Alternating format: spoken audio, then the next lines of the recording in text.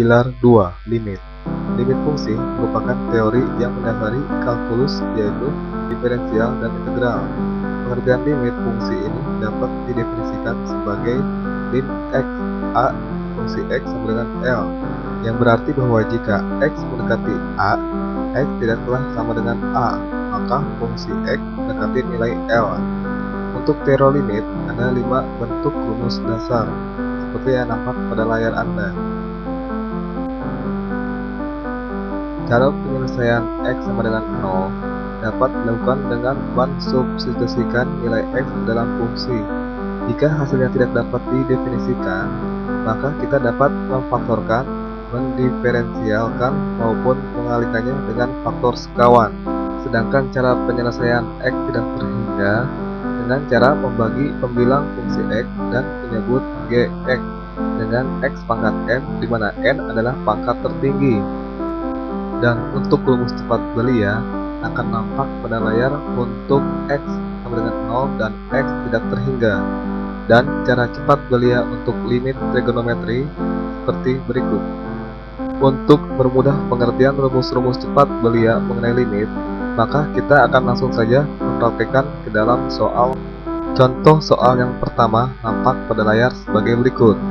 Nilai dari limit x sama dengan 2, 3x pangkat 2 dikurang 8x tambah 4 per x kurang 2 adalah.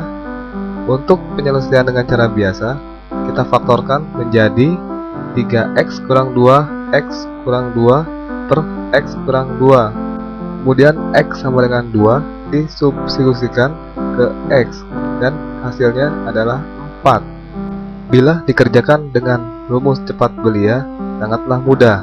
Caranya dengan menganggap soal sebagai fungsi, kemudian kita turunkan dengan aturan main, kuadrat kita turunkan dan kemudian dikalikan. Hasilnya adalah 6. Angka di depan x langsung diambil menjadi angka 8.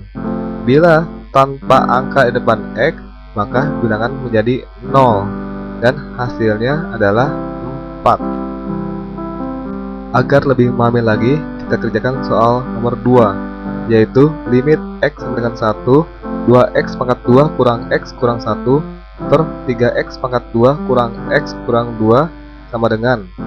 Penyelesaian kita turunkan menjadi 4x kurang 1 per 6x kurang 1.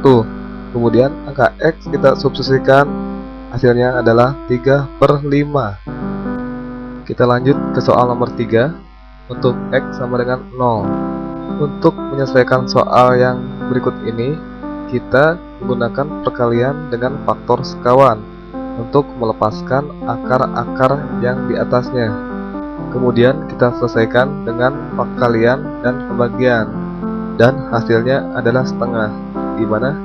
Cukup rumit, namun bila Anda mengerjakan dengan rumus cepat belia, tidaklah begitu sulit dan rumit. Anda perhatikan pola soal. Pola soal tersebut mirip dengan rumus cepat 1B.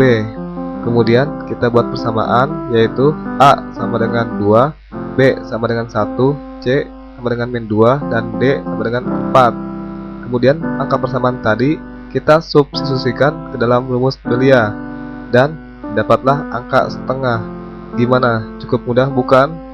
Agar lebih memahami rumus-rumus belia, banyaklah belajar mengerjakan soal-soal limit. Selamat belajar dan